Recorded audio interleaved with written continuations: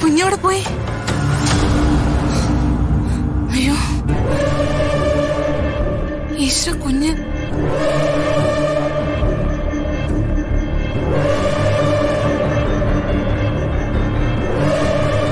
അയ്യോ കുഞ്ഞിനെ കാണുന്നില്ല. ഡോക്ടർ, എന്താ സിസ്റ്റർ? റൂമിൽ കുഞ്ഞില്ല. എന്താ കുഞ്ഞില്ലെന്നോ? സിസ്റ്റർ എന്തൊക്കെയാ പറയുന്നത്? സിസ്റ്റർ ഉറക്കപ്പിച്ചിലാണോ? നേരെ ചെന്ന് നോക്കിട്ട് പറയും. വെറുതെ ബാക്കിയുള്ളൊരു ടെൻഷൻ എടുപ്പിക്കില്ലേ? അയ്യോ സത്യമായിട്ടും കുഞ്ഞില്ല. ഞാൻ പോലീസിനെ വിളിക്കാൻ പോവാ. ഇത് വലിയ പ്രശ്നമാവും. എന്റെ പണി പോകുന്ന കേസാ.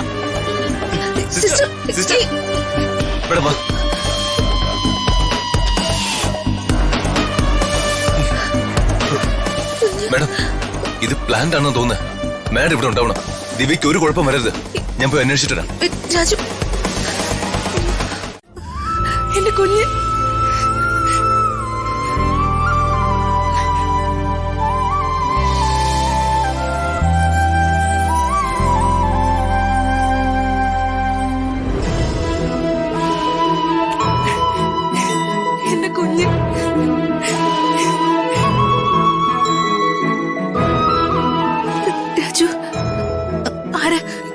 ഈ കുഞ്ഞെവിടെയായിരുന്നു? പറയാറിരിക്കാം മാഡം. അങ്കിളെ, എന്റെ പാവ. അങ്കിള് വാങ്ങിച്ചേരാം മോളെ.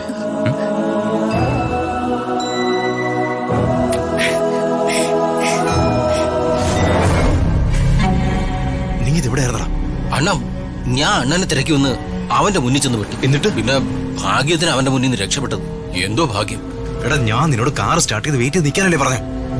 ഇങ്ങോട്ട് വരാൻ പറഞ്ഞു ഞാൻ. അത് പിന്നെ അണ്ണ ലേറ്റായപ്പോ യവനെ എന്നെ കൊണ്ടൊന്ന് പറയിപ്പിക്കണപ്പോ.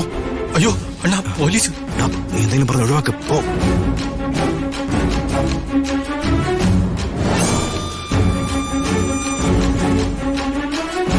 ഇവിടെ ഇപ്പോ ഒരു ആക്സിഡന്റ് കേസ് ഒന്നും ഇല്ല. ആക്സിഡന്റ് കേസ് ചിലപ്പോ അപ്പുറത്തെ ബിൽഡിംഗിലായിരിക്കും.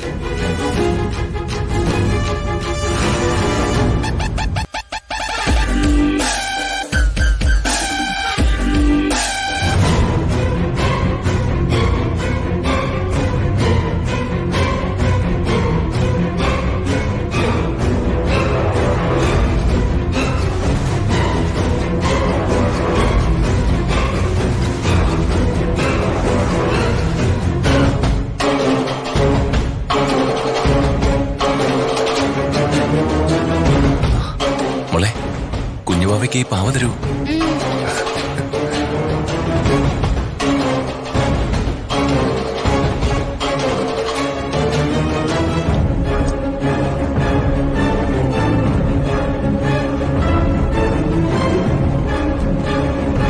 അങ്കിളെ പാവ. അങ്കിളിന്റെ കൂടെ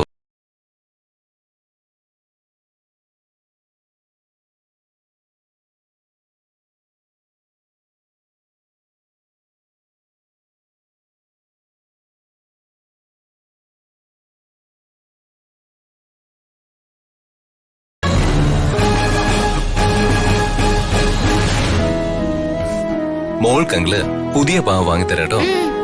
ലതിക മേഡം, ഞാൻ ഈ കുട്ടിയെ പാരന്റ്സിന്റെ അടുത്ത് ആക്കിയിട്ട് വരാം.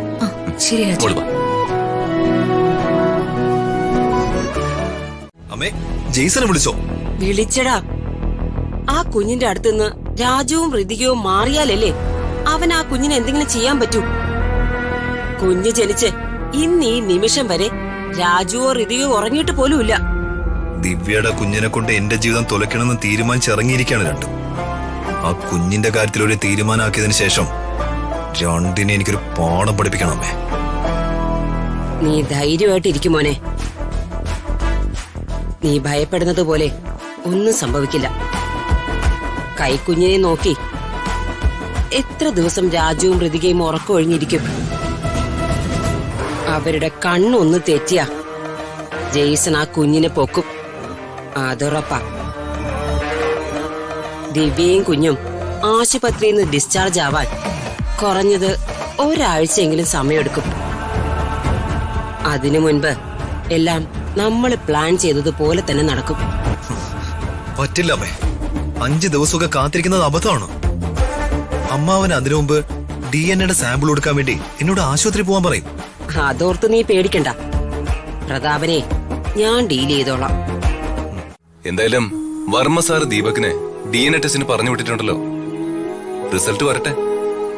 റിസൾട്ട് വന്ന് ദീപകാണ് കുഞ്ഞിന്റെ അച്ഛനെന്ന് തെളിഞ്ഞ പിന്നെ കുഞ്ഞിന്റെ ഭാവി സുരക്ഷിതായിരിക്കുമല്ലോ ഋതിക മാഡം. അമ്മയുടെയും ദീപകിന്റെയും കൂടെ ജീവിക്കുന്നതിന്റെ ബുദ്ധിമുട്ട് എന്താണെന്ന് ശരിക്കും അനുഭവിച്ച ആളാ ഞാൻ. എല്ലാ സൗകര്യങ്ങളോടും കൂടി ആ വീട്ടിൽ കഴിഞ്ഞു പോവാന്നല്ലാതെ മനസ്സമാധാനത്തോടെ അവരുള്ളപ്പോ ആർക്കെങ്കിലും ആ വീട്ടിൽ ജീവിക്കാനാകുമെന്ന് രാജന് തോന്നുന്നുണ്ടോ?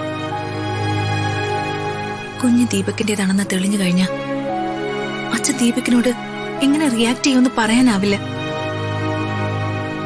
അച്ഛൻ ദീപകിനോട് കാണിക്കാൻ പോകുന്ന ദേഷ്യമെല്ലാം ദീപക് ആ കുഞ്ഞിനോട് കാണിക്കും. അത് ആലോചിക്കുമ്പോഴേ എനിക്ക് പേടിയാവുന്നത്. അവന് അച്ഛൻ വീട്ടിൽ നിന്ന് പുറത്താക്കിയാൽ മതിയായിരുന്നു. അതിനുള്ള എല്ലാ സാധ്യതകളും കാണുന്നുണ്ട്. മാഡം ധൈര്യമായിട്ടിരിക്കെ. സ്വന്തം കുഞ്ഞാണെന്ന് പോലും നോക്കാതെ ചോര കുഞ്ഞിനെ ആശുപത്രിയിൽ നിന്നും എടുത്തോണ്ട് പോവാൻ ഗുണ്ടകൾക്ക് കൊട്ടേഷൻ കൊടുത്തവനവൻ. അത് ആലോചിക്കുമ്പോ അവനിട്ട് 2 എണ്ണം കൊടുക്കാനാ എനിക്ക് തോന്നുന്നത്. തല്ല് കിട്ടിയ നന്നാവുമായിരുന്നെങ്കിൽ അവൻ എന്നെ നന്നാവുമായിരുന്നു മാഡം. അവനെ വഷളാക്കുന്നത് അംബിക മാഡം.